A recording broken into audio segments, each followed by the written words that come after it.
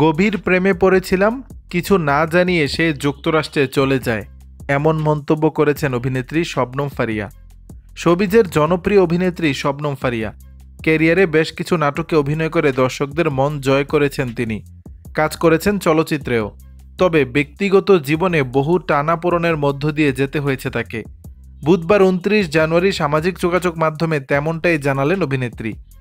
এদিন নিজের verified Facebook পেজে একটি স্ট্যাটাস দিয়েছেন ফারিয়া। সেখানে ব্যক্তিগত জীবনের অনেক কথা ভক্তদের সঙ্গে শেয়ার করেছেন তিনি। একজন ঘনিষ্ঠ বন্ধুর বিয়ের অনুষ্ঠান নিয়ে কতই না উচ্ছ্বসিত ছিলাম। আজ তার হলুদ অনুষ্ঠান। বিশেষ দিনটির জন্য একটি লেহেঙ্গাও বানানো হয়েছিল। দিন গুনছিলাম সেই আনন্দ ঘন মুহূর্তের জন্য, কিন্তু হঠাৎ রাতে শরীর কাঁপতে শুরু করলো। ভোরে উঠে দেখি ফ্লোতে কাবু হয়ে বিছানা থেকে উঠতেই পারছি না। এখন তো জানি না বিয়ের অনুষ্ঠানে যেতে পারবো কিনা। এরকম ঘটনা আগেও ঘটেছে। একবার একটি কনসার্টের জন্য প্রস্তুতি নিয়েছিলাম। 1 মাস আগেই পোশাক ঠিক করে ফেলেছিলাম। খবর পাওয়ার সঙ্গে সঙ্গে টিকিট নিশ্চিত করার জন্য আয়োজকদের সঙ্গে যোগাযোগ করেছিলাম। উত্তেজনা দিন দিন বাড়ছিল, কিন্তু যখন সেই দিন এলো স্টেডিয়ামের গেটের সামনে দাঁড়িয়ে থাকতে হলো, ভেতরে আর প্রবেশ করতে পারিনি। কয়েক বছর আগে একটি আন্তর্জাতিক প্রকল্পে কাজ করার সুযোগ পেয়েছিলাম। এটি ছিল আমার প্রথম বিশ্বমঞ্চে কাজ করার সুযোগ। সব কিছু প্রস্তুত ছিল।